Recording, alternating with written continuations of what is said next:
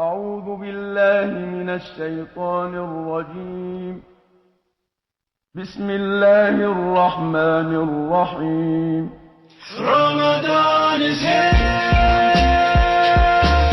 Ramadan is here. Hello, this is Kevin Barrett of Truth Jihad Radio. It's Ramadan, so Ramadan Mubarak to all of my listeners. You know, Ramadan began this year in a very nice way. We had an outpouring of love and affection for Muhammad Ali, Allah Yarhamhu, who passed away last week, and we've had a week of celebration of the life and courage of Muhammad Ali, the man who stood up and said that he wasn't going to go kill the Viet Cong because they never called him nigger. He's also the man who said, quote, "In my name and the name of all Muslims in America, I declare support for the Palestinian struggle to liberate their homeland and oust the Zionist invaders." That was Muhammad Ali speaking in occupied Palestine. And we just had a week of everybody loving Muhammad Ali. We also had a week of the leaders of many countries, including the United States, sending the message that they very well may be pushing through a UN resolution this fall that would force the Israelis to pull out of occupied Palestine, essentially. This would be a resolution that would recognize Palestine as a nation within the borders that before the Israelis stole the West Bank and so on in 1967. So, wouldn't you know it, that after this very amazing first week of Ramadan, we suddenly would see another huge apparent false flag event in Florida. That's right, the Orlando shooting has all the telltale signs of a false flag. And for details, please do go to my article, Orlando Nightclub Shooting. Yet another false flag? You can find that at Veterans Today. Just put that into your favorite search engine. Orlando Nightclub Shooting. Yet another false flag. So I've been on this job for a while now, keeping an eye on the false flags and being the first to put out an article about it when it happens. I did it with the Paris false flags last year, the San Bernardino false flag. I did some good work on the Brussels false flag as well, and now this one in Orlando. This is hard work, folks. If you want to help support the Truth Jihad, please do go to truthjihad.com and subscribe for only $3.95 a month. You'll get early access to the shows, free downloads. You'll get to read my private Truth blog for subscribers only, and much more. Well, a little bit more anyway. So do go to truthjihad.com and see what you can do to help out. So anyway, we have a great interview coming up today. It was recorded just a little bit before this big false flag in Orlando with Zaid Hamid, one of Pakistan's leading defense and strategic analysts, who spent 4 months in a Saudi prison for political prisoners earlier this year. And he was lucky to get out with his head connected to his body. Zaid Hamid is one of my all-time favorite people. He is a real brother. He's what the tribe would call a real mensch. He's one of my favorite guys. And so we have a great interview with him coming up in just a moment. So here we go with today's episode of Truth Jihad Radio. Ramadan is here. Ramadan is here. Ramadan is here. Ramadan is Welcome to Truth Jihad Radio. I'm Kevin Barrett, waging the all-out struggle for truth during the long fasting days of Ramadan and for the rest of the year as well. I do like to check in with people in different corners of the world to find out what's going on there. We have a couple of roving correspondents, people like Andrei Volchak, who move around. And I also like to check in with well-informed people in important places. And one of those very well-informed and important people in a very important place is Zaid Hamid in Pakistan. Zaid Hamid is a courageous, truth-speaking Muslim who has a long history of activism for truth and justice and in Islam. He actually fought in the struggle to expel the Soviet occupiers from Afghanistan, and he's been fighting for Pakistani patriotic objectives and for justice ever since. I met Zaid Hamid in Iran a few years ago, And since then, he ended up almost getting his head chopped off by the crazy Saudis. He was arrested for apparently said something they didn't like, and he was badly treated in a Saudi prison. He was in there for quite a while. We tried to raise a stink about it, and alhamdulillah, thank God he got out okay, and he's back in Pakistan. He's one of the most qualified analysts of international affairs, military affairs, anywhere. So it's an honor and a privilege to welcome Zaid Hamid to Truth Jihad Radio. Welcome, Zaid. Good to have you. Kevin, stay blessed, and it's my pleasure and honor to be with you. And my salam to all your listeners. It's wonderful to have you all. Yes, well, it's great to have you back. We were worried about you for a while there. That's an understatement. Getting imprisoned by the Saudis for a free speech offense can often cost one's life. Those people, they claim to be fighting for freedom and democracy in Yemen and Syria, and yet if you say a word against this insanely corrupt ruling clique, not even nearly as I don't know if you said anything as strong as I've sometimes said. You just don't know what might happen. So maybe I don't know if should we talk about that? What happened since I last saw you in Iran that got you locked up in Saudi Arabia? And now I think we should talk about that, because it was one of the most fascinating, or I would say nightmarish experience of my life. And the fact is that, I speak on national security issues. I come regularly on Pakistani media, mainstream media channels, and I give my opinion on regional and national security issues. So when the Saudis started their war in Yemen, they unanimously declared that Pakistan is going to join the coalition in Yemen on the side of the Saudis. And I was the first person who came on the media and rejected this proposal. And I said, Pakistan army is not going to go out of Pakistan for a sectarian war in Yemen. Pakistan is going to be acting as an arbitrator and a peacemaker between Iran and Saudi Arabia. And the war in Yemen is probably going to ignite sectarian and regional tensions on sectarian lines. So this policy of mine, this statement of mine, actually became the national mainstream. Pakistan army accepted it, Pakistani political parties and parliament accepted it, media accepted it, and actually Pakistani parliament passed a resolution refusing the Saudi demand that Pakistan army should go to Yemen. So basically what I did was that I created a national movement stopping Pakistan army from going to Yemen. And you can imagine that is something that destroyed the entire Saudi game plan in Yemen. They were counting on Pakistan army. Well, that's right. Pakistan has one of the most formidable armies in Muslim Asia, the Middle East. Pakistan army is the strongest army in the Muslim world. We are a nuclear-armed country. We are battle-hardened. For the last 15 years, we are fighting massive insurgencies, urban wars, fourth-generation, asymmetric, hybrid wars, and the most battle-hardened, battle-tested army is Pakistan. So Saudis were counting on that.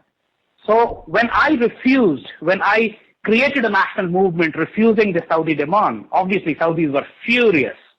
For them, this was my declaration against Saudi Arabia, which in fact, it was not there. I spoke in the benefit of the Muslim unity in the Muslim world, in the interest of peace and humanity, that Pakistan should not join a coalition which would be slaughtering women and children in Yemen in a civil war, which would ultimately fall out into a regional sectarian conflict.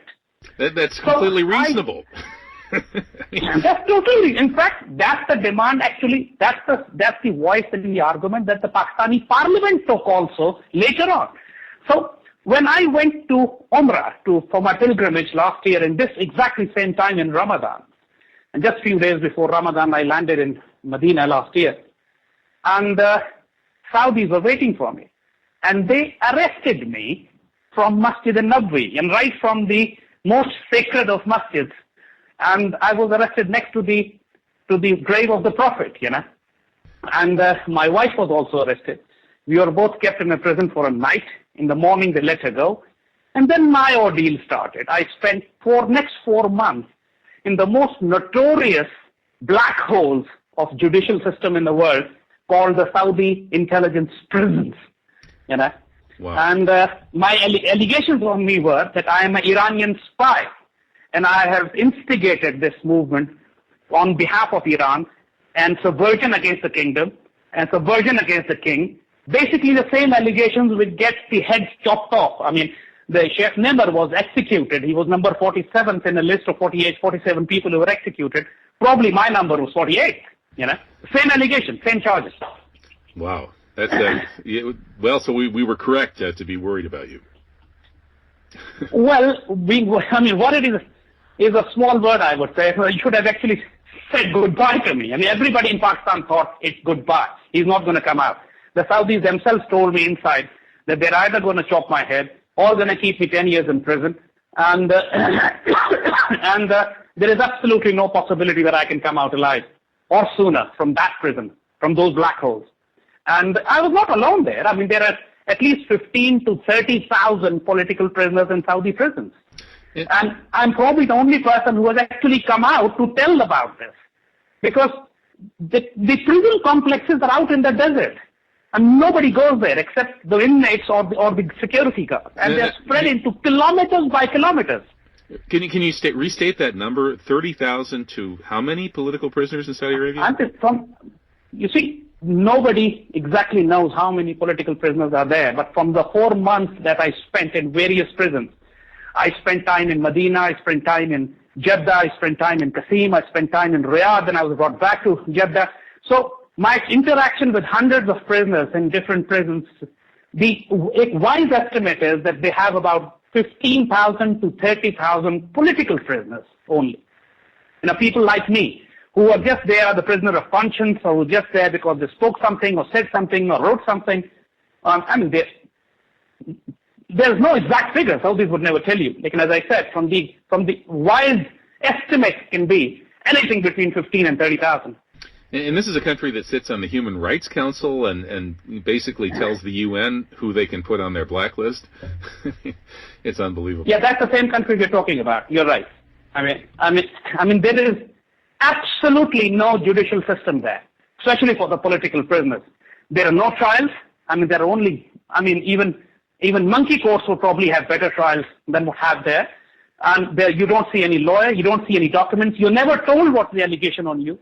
And only one day you simply realize that you're simply not even told that you're being taken out for execution. It's actually like that, you know. They would never tell me. They would never tell me when they would shift me to the next prison. And they would never tell me what is the charges and allegations on me. When would I see my lawyer or family or from people from the embassy? And it was exactly, for everyone else, it was exactly the same. There are no rules. There are no criminal procedure code. There's no clauses against which are shown to you, this is the allegation on you, you have broken these laws. If we don't like you, so you're going to stay in or we'll chop your head off. That's it. And of course that's because the whole country is considered the private property of the Ibn Saud ruling family, so they can do anything they want. There doesn't have to be any rule of law. I mean, that's how it is. In fact, there is absolutely no rule of law. When I would talk to them and I would say, why have you arrested me? I have not broken any law here. I have not said anything against you. I have only stopped my army from going into Yemen because it was in the larger interest of the Muslim world. And they would say, no, that has hurt our interests. And for that, we think you work, we are firm, we are sure that you work for Iranian intelligence agencies. And for that, we're going to chop your head off. No evidence, absolutely. Absolutely rubbish allegation, complete farcical, absolute ballooning. But still, I mean, that's what the charge is on me. And there's only Allah, I mean, it's absolute, it's a miracle. It's a judicial miracle. It's a political miracle that I actually came out alive in 4 months, unscratched. And because, alhamdulillah, we had powerful friends in Pakistan who actually crashed upon the Saudis, told them that what they are doing is a massive blunder and the Pakistani nation would go against them. And the patriots in Pakistan would actually will actually become hostile to Saudi Arabia. And lots of other things also happened in Saudi Arabia at that time, that like the accident in Mina where 7,000 pilgrims were actually killed, or I would say butchered in a stampede, which was orchestrated through it appears that was caused by a prince. Wasn't that supposedly there was a retinue of a prince that caused that stampede, and there's some people who think they did that intentionally in order to grab some high-level Iranians. So that's what I'm so, because of those events, the pressure that came upon the Saudis globally was so intense that it helped me. It helped the pressure that our friends were building on the Saudis. The Saudis thought, get him out of the way so we can deal with the pilgrimage issue, And by miracle, by absolute luck, by grace of God, by mercy of Allah subhanahu wa ta'ala, I actually was pulled out of the Saudi jail because out of their own frustration, they couldn't find anything, and our friends in Pakistan were putting pressure on them to get me released, and the media and the patriots in Pakistan were waging a campaign to get me secure me. So I came out. But what I saw inside is so horrendous, actually. It raises hair on your back. I mean, the 15-year-old kid, 85-year-old man, people whose families don't even know they're alive. They think they're dead, disappeared in the desert.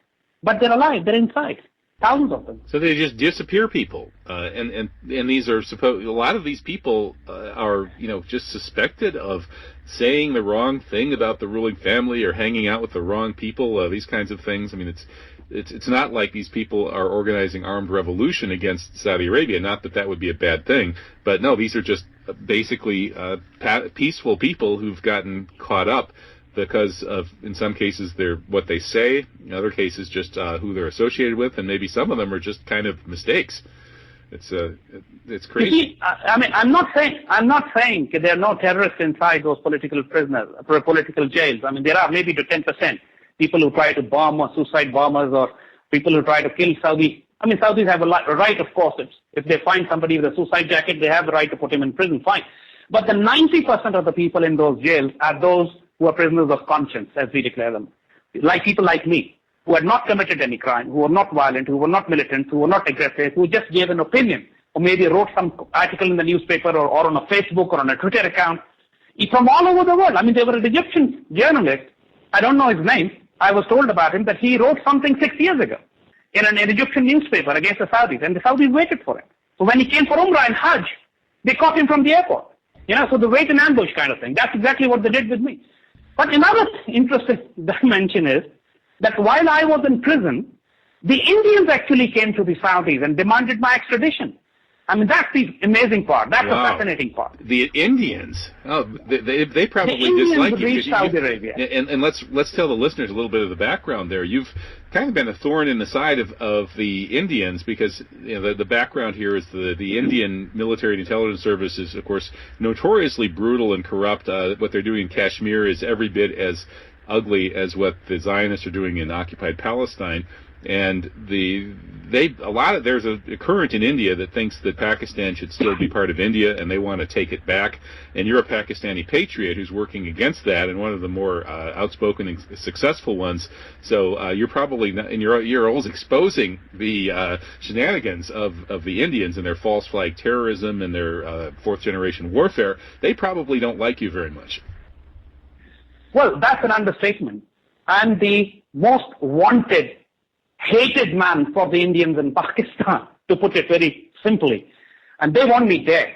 I mean, I'm their number one enemy. They show my face on the Indian media all the time and say, this is the man who's hitting us and hurting us. We want him gone.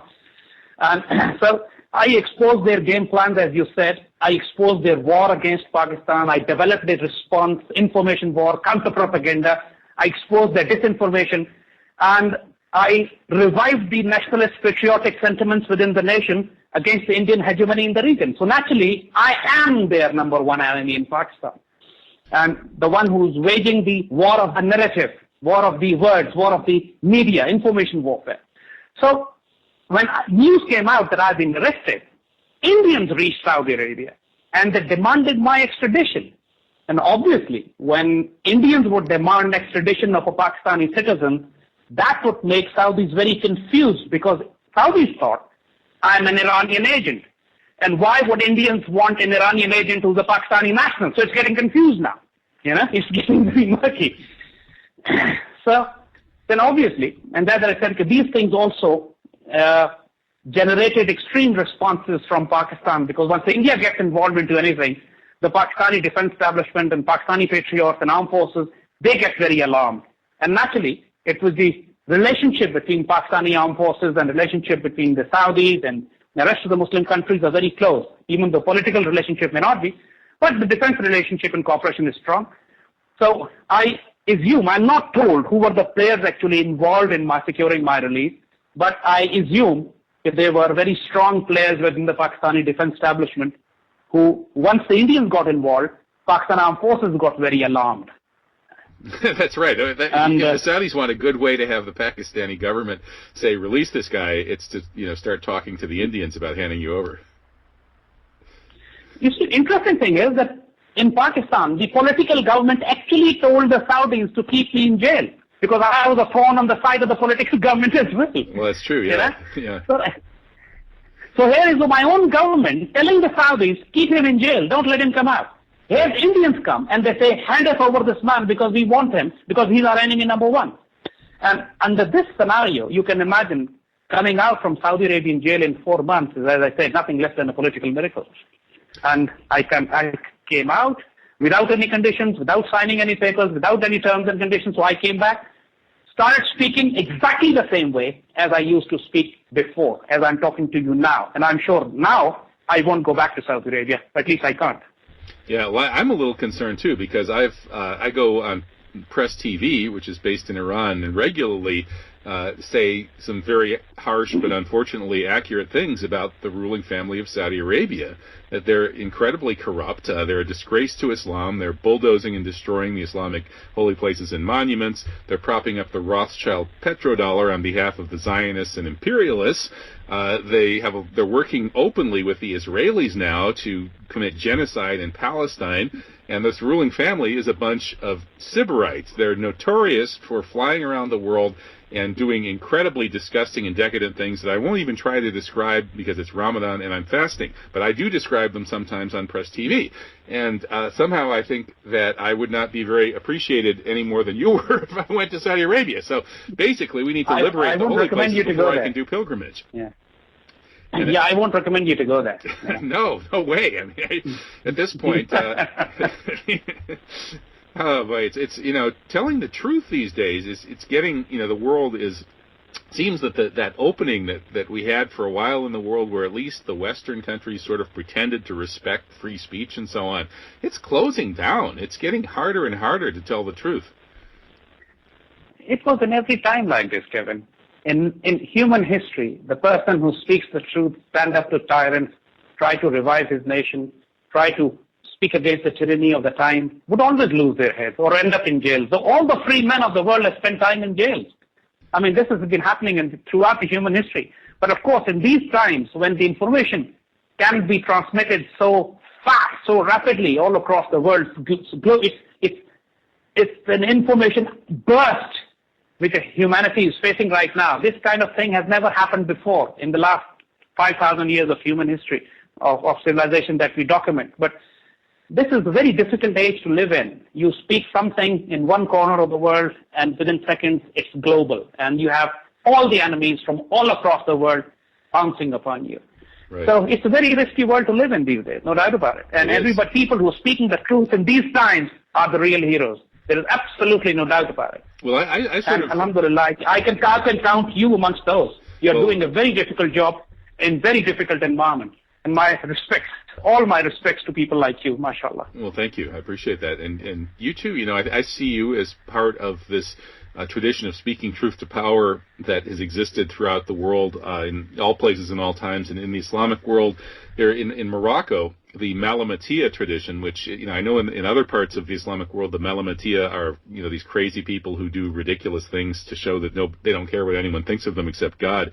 But the Malamatiya people in Morocco used to go before the ruler, the Sultan, and tell him exactly what they thought of him with absolutely no fear. And as often as not, the rulers were afraid of these truth speakers because they had barakah, they had blessing from God for being such courageous truth speakers. And the rulers were afraid that God would strike them down if they did anything bad to the truth speakers.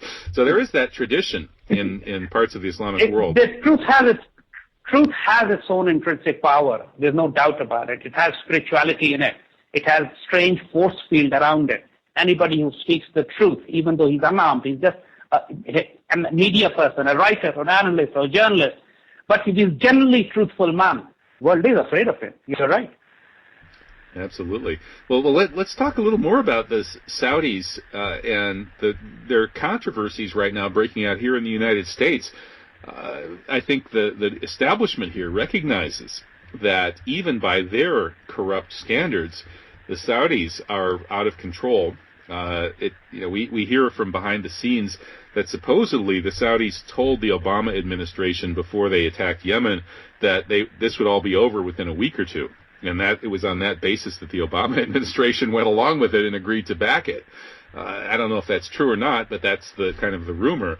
And there's some obvious tensions in that U.S.-Saudi relationship right now.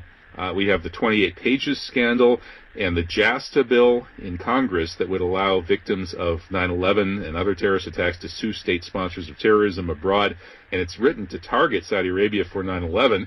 And if the 28 pages are released, which they may be, that will add to the ammunition of those pinning 9/11 on the Saudis, which of course is only a small part of the story. In any case, there is this huge scandal breaking out, and then now the Saudis have gone and bribed the United Nations to be taken off of the list of countries that abuse children. So all of these scandals are breaking out around the Saudis. They're bogged down in Yemen. They're bogged down in Syria. Nothing is going their way. The low oil prices that they've been ordered by their masters to create have bounced back at them and destroyed their economy. How long do you think that this corrupt regime in Riyadh is going to last? Kevin, you have hit the nail on the head. Very few people are actually realizing within the Muslim world that the days of the Saudi regime are now actually numbered. I mean, all these factors that you have mentioned are basically the crash of their economy. Just last year, they were almost $100 billion deficit of their budget. They are burning into their reserves, which IMF estimates if no other factor influences the Saudi economy, just the burning of their reserves would mean the Saudis would be bankrupt in 3 years. The 9/11 bill that you said, and then the Saudi threat to sell all the Saudi assets that they have in the United States, which would throw the U.S. economy into turmoil, and the White House had to threaten them that this would have backlash and consequences. So Saudis basically backed off despite the fact that Senate passed the bill, 9/11 bill. So and then their war, the bogged down wars in Yemen and Syria, the desperate Saudi attempt to create a 34 Sunni country military coalition, which would be led by Pakistan. Basically, they had the intention of using them in Syria and Yemen. Pakistan refused to fight in Syria and Yemen, though in principle agrees to defend the kingdom in case kingdom is attacked from any external power, which no external power is going to attack kingdom anyway. So, and the presence of the 15,000 people that I told you, or 30,000 people in the Saudi prisons, as I said, even if 10% were religious radicals, there was a very strong support to Daesh and ISIS in the Saudi prisons now. Because of the brutality, because of the crimes that the state is committing against its own people, more and more people are turning radical. Because the ideology of the Daesh and ideology of the Saudi state is actually the same. The difference is political. The Saudis want to hold on to the monarchy, and the Daesh wants to bring in an alternate model. No, man, so that's a frightening thought. Because Daesh is, they could be even worse than the Saudi royals if that's possible. That's what I'm saying. So, but Daesh has the most fertile ground in Saudi Arabia because almost in half the population of Saudi Arabia is youth. So, and they are jobless, they're uneducated, they're uncouth, they're ill-trained. I mean, they're so dependent on expats to work for them that in Saudi Arabia you don't find a single Saudi carpenter, plumber, mason or electrician because everybody from outside the world comes and works for them. They don't work. They're non-technical people. So with this level of population that you have and the disparity of wealth is so immense that the 99% of the wealth is owned by one ruling family and 1% wealth is distributed within the people, then the Daesh is a very fertile ground. And then add on top of it the war with Syria, with Iran. I mean, the Shias in Saudi Arabia are angry, fuming in rage.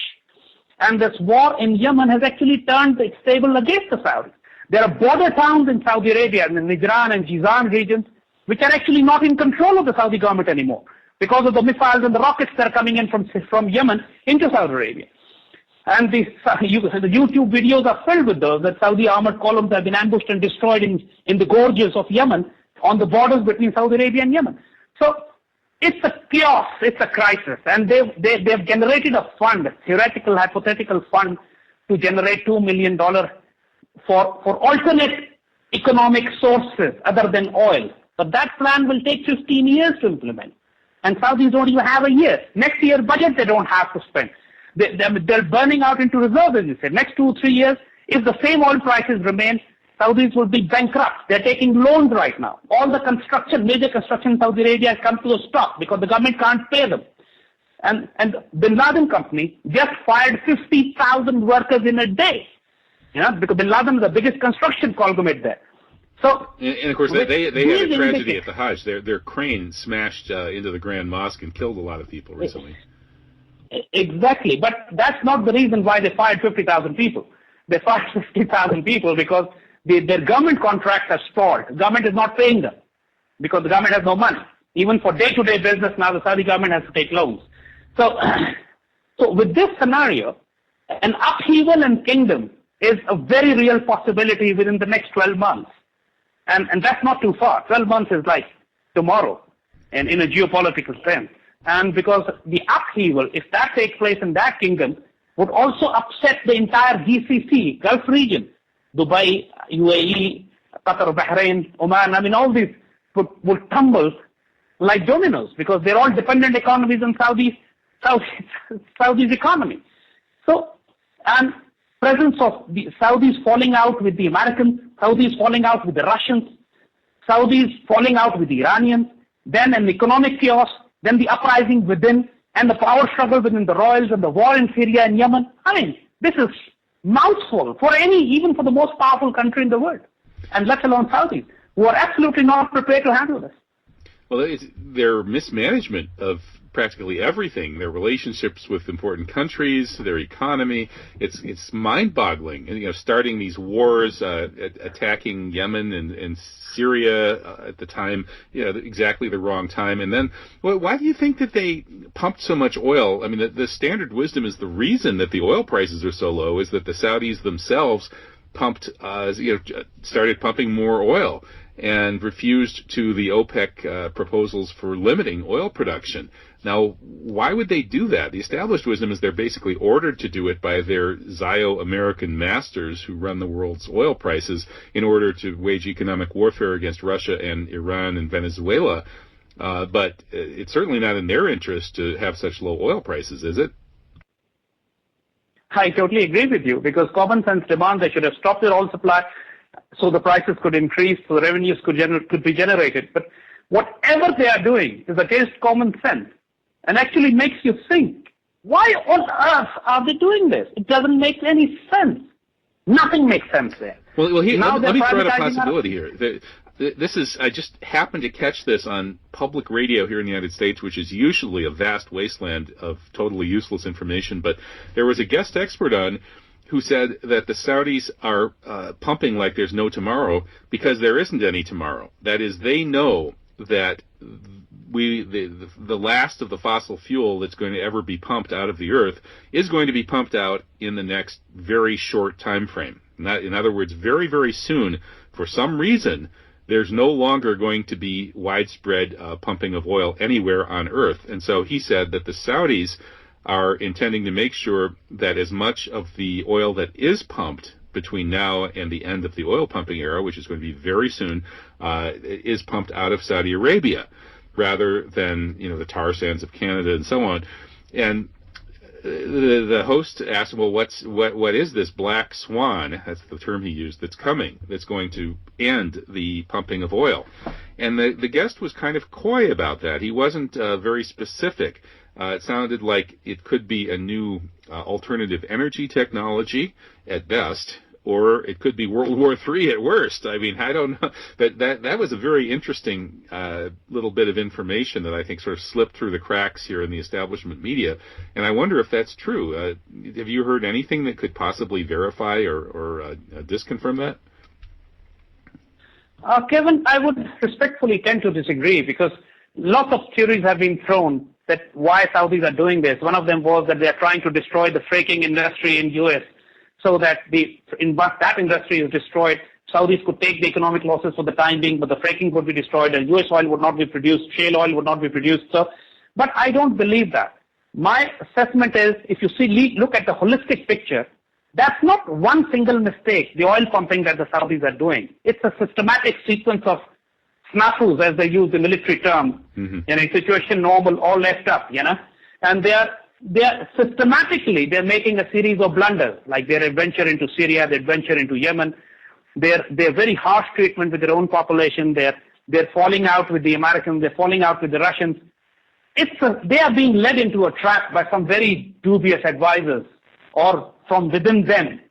And if you see the New York Times and you see the Independent and if you see the Hollywood even churning out movies, you can very clearly see the Zionists and the Americans have basically done with the Saudis.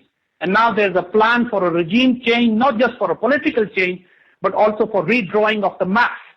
You remember the map of the Colonel Rolf Peters that came out in 2001, where they're talking about the blood borders and they talk about redrawing the maps of the Middle East. It was in 2001 when the Americans had not even invaded Afghanistan. Those maps had come out, and today, after 16 years, the entire Middle East is actually being redrawn on those exact lines. And in those maps, even Saudi Arabia was shown to be dismembered.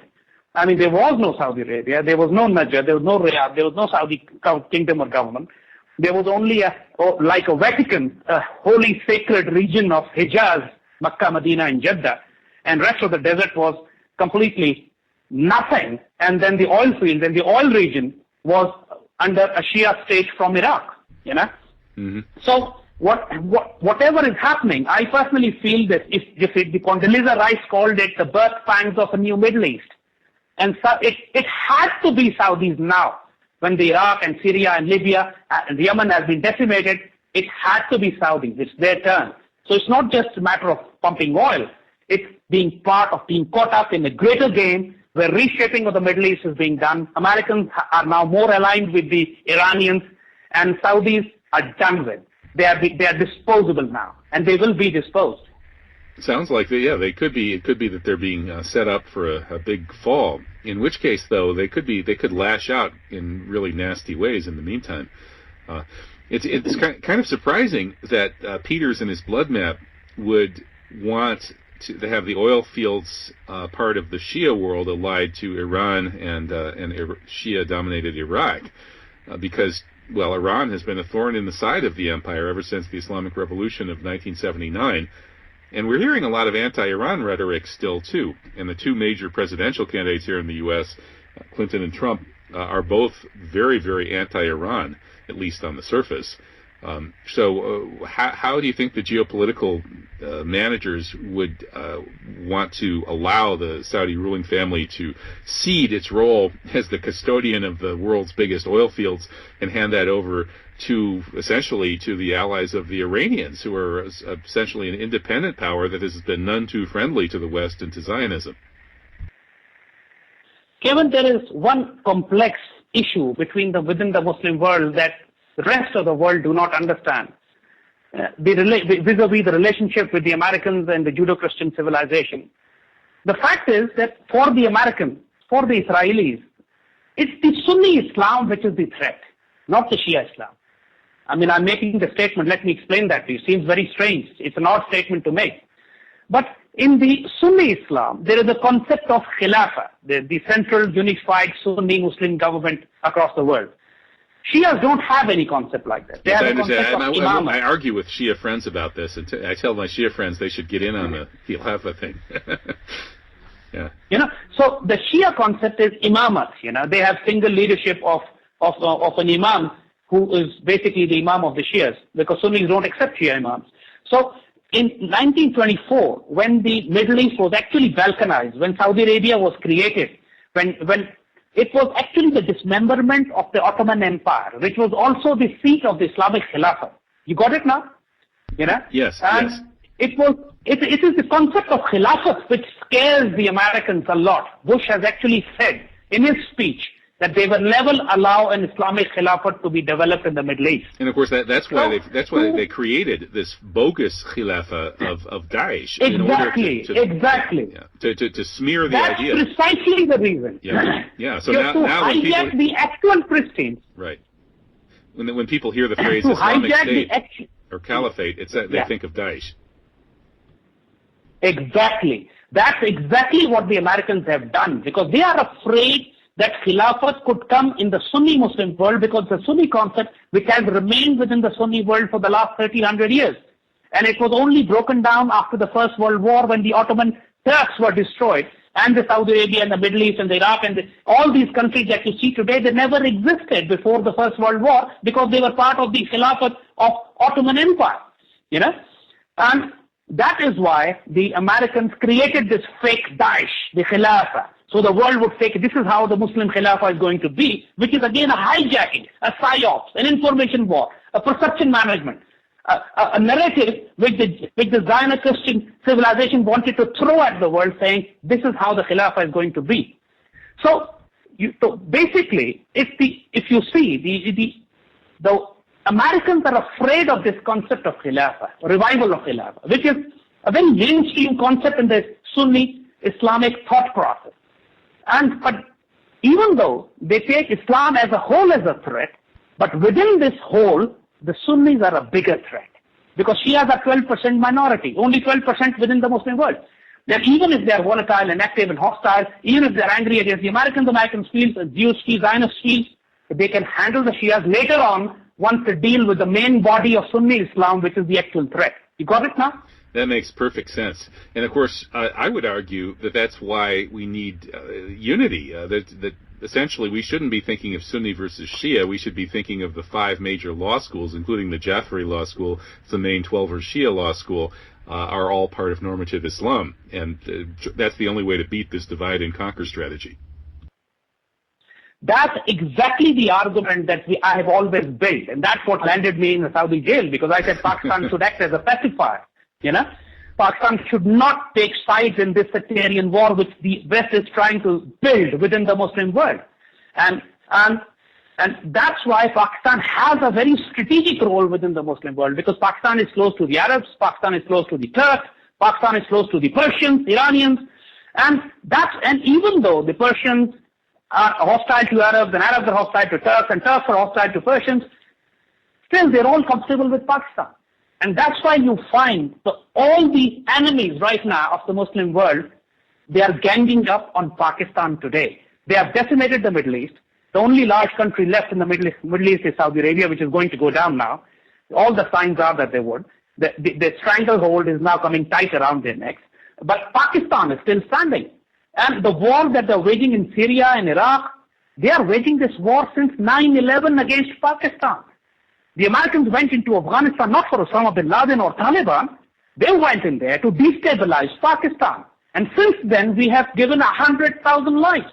Pakistan is fighting a high-intensity, urban, asymmetric, decentralized war against its Afghan borders, not against the Indian borders.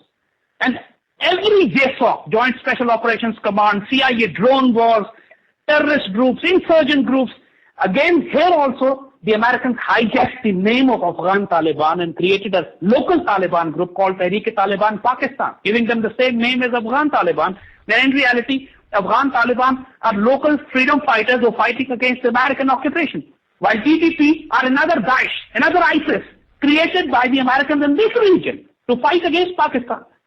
So, as the ground war takes place, the perception is even more ruthless, confusing the world. Nobody seems to make sense of what's actually happening. And even the policymakers get confused. Right. And that's where the role of people like you comes in, where you remove the fog and bring up the clarity, mashallah. Yes, and especially people like you, because you've been a leading voice of truth and clarity in these matters in Pakistan. It sounds like the Pakistani political and military establishment may be starting to catch up with you.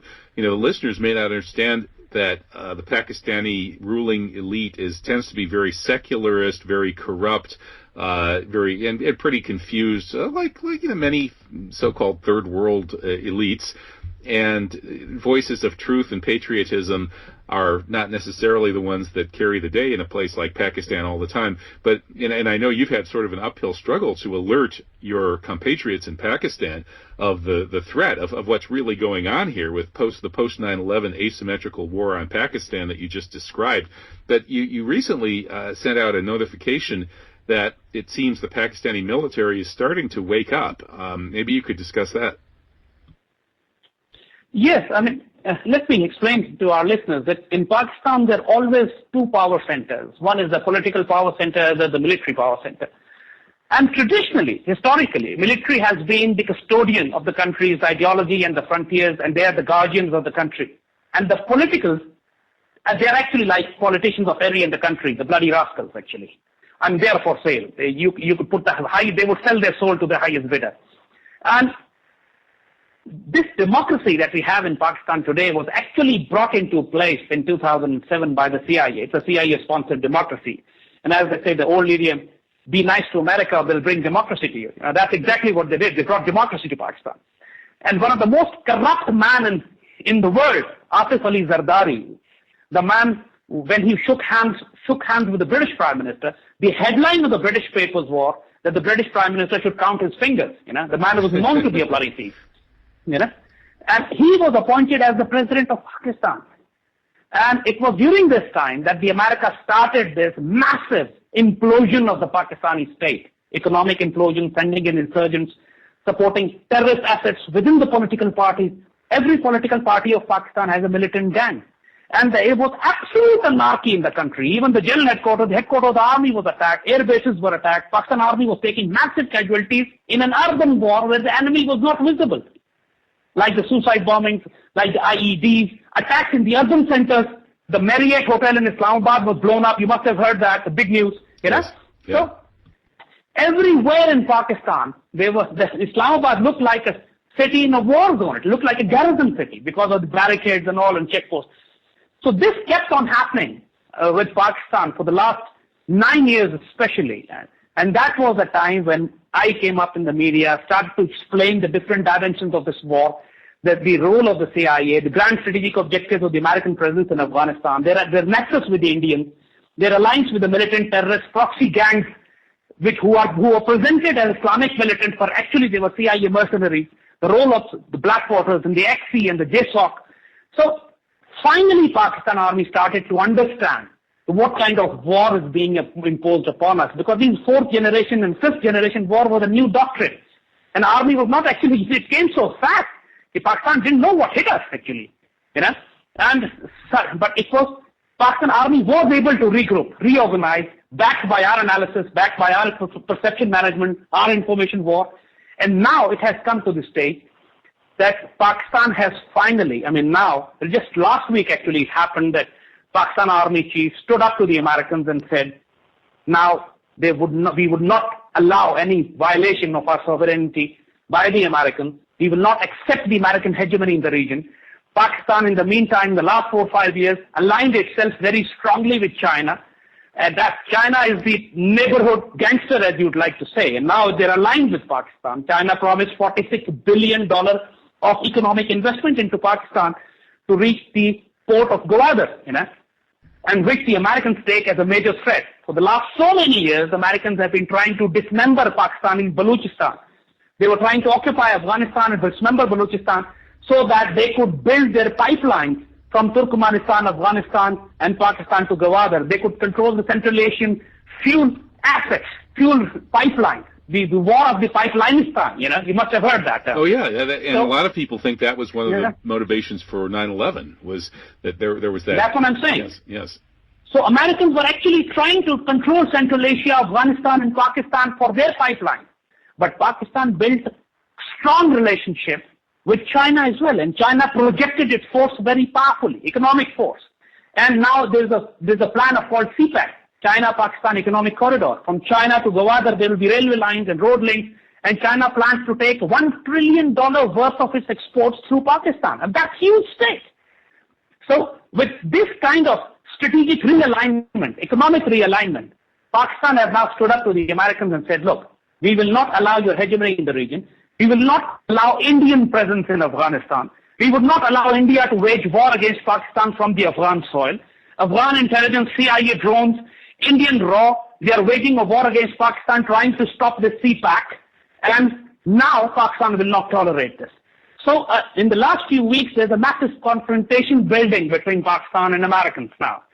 And American delegation after delegation is coming, meeting the army chief. Pakistani Prime Minister is a moron.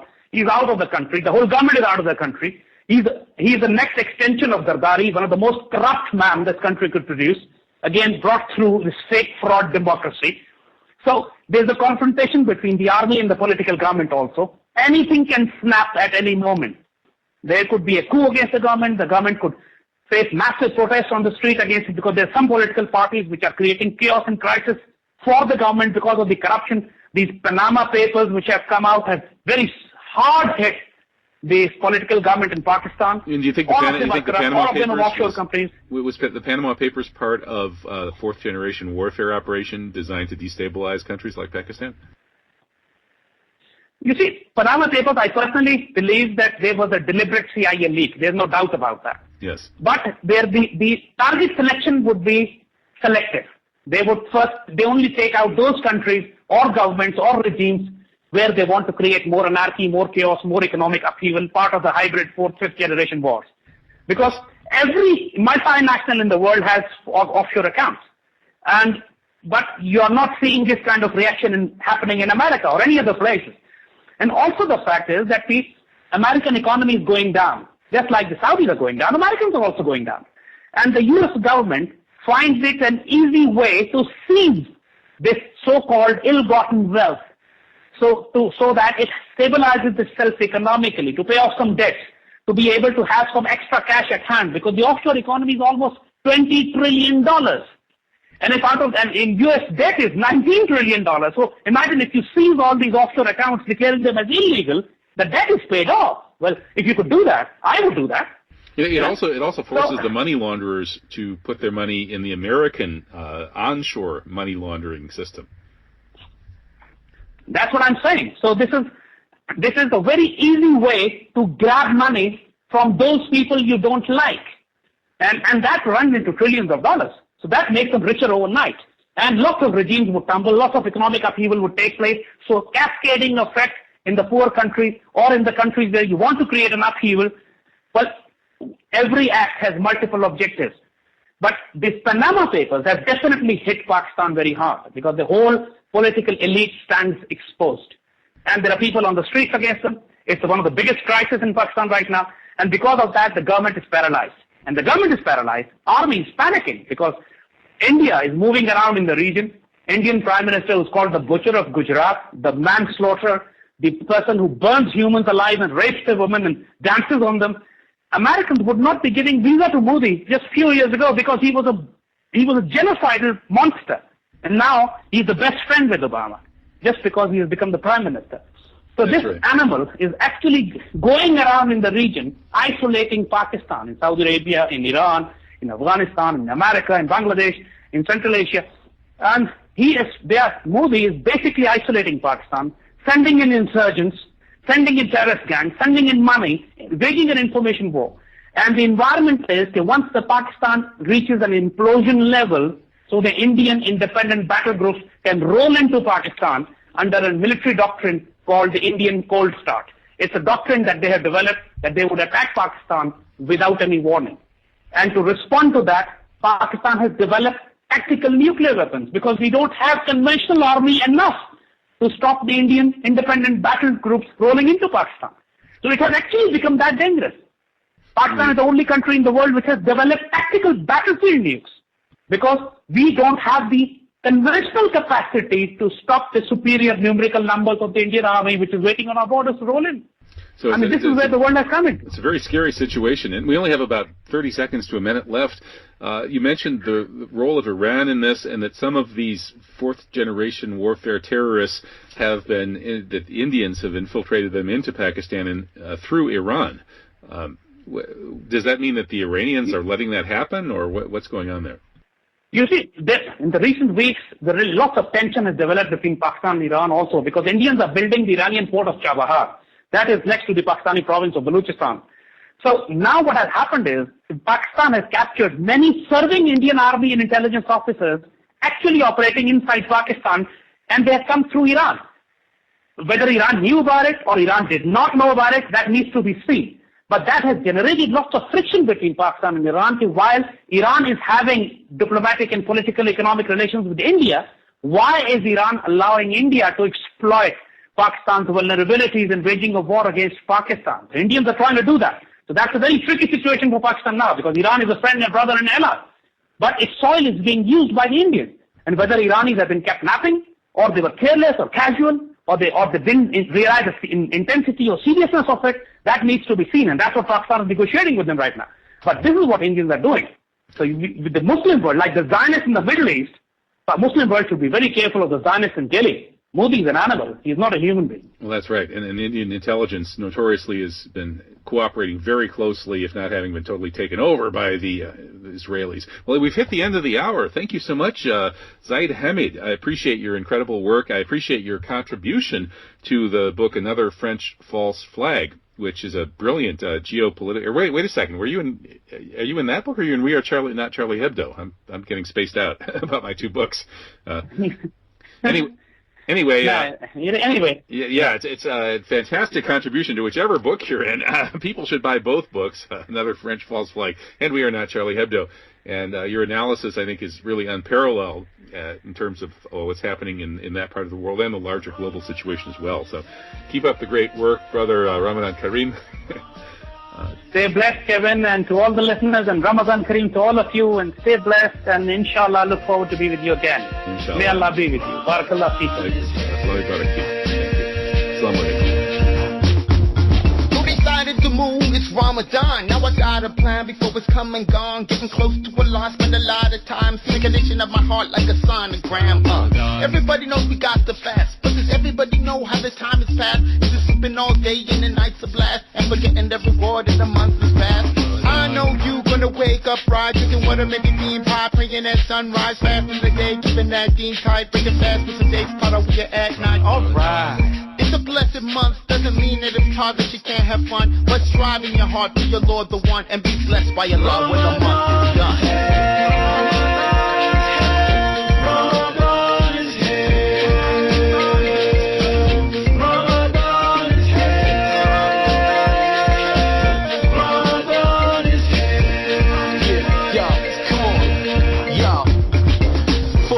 Mom bust in the door like, get yourself up, you about to miss a whore. Turkey bacon on the plate, but I'm beefing. I'm upstairs sleeping while they down here eating. Scenes like this, it makes me reminisce what it meant growing up with Ramadan as a kid. My homies buying up the corner store. Now latest quarter waters. We break it 8, but it's quarter to 4. They got jokes like, oh yeah, he's fasting. Something about blessings, heaven everlasting. Asking like your feds up on me. Like, dude, let me ask you for real. Is you hungry? I hunger for the day when the sins on my slate be as empty as the food on my plate. And if you got jokes, man, here's a taste. Take a little bastard breath to the face.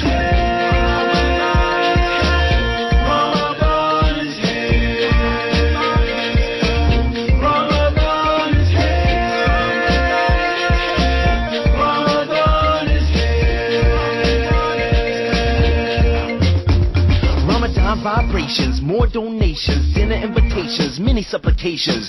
Good behavior means better reputations. Don't start nothing, no provocations.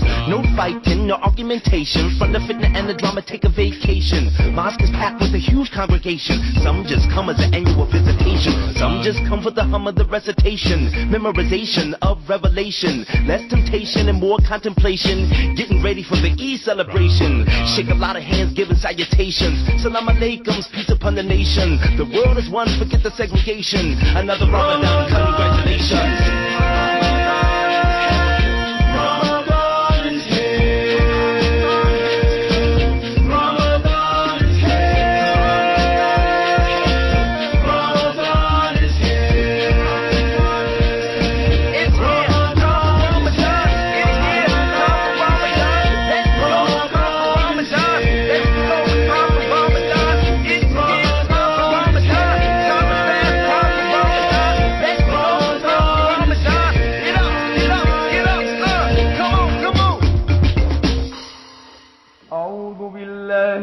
الشيطان الرجيم بسم الله الرحمن الرحيم الحمد لله رب العالمين الرحمن الرحيم مالك يوم الدين إياك نعبد وإياك نستعين اهدنا الصراط المستقيم صراط الذين أنعمت عليهم غير المغضوب عليهم ولا الضالين